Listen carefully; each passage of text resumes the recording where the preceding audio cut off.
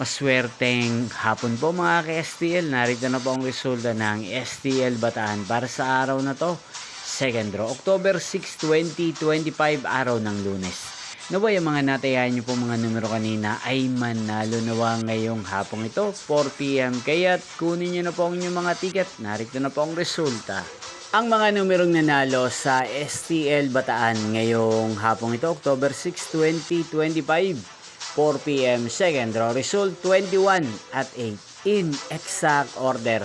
Again 21 at 8. At ngayong hapong ito sa STL Bataan, natin pong i-shoutout si Kuya Ramil ng Bataan. Shoutout po sa inyo Kuya Ramil, sana po ay nasa maayos kayong kalagayan. At sa lahat po ng mga taga Bataan dyan, shoutout po sa inyo.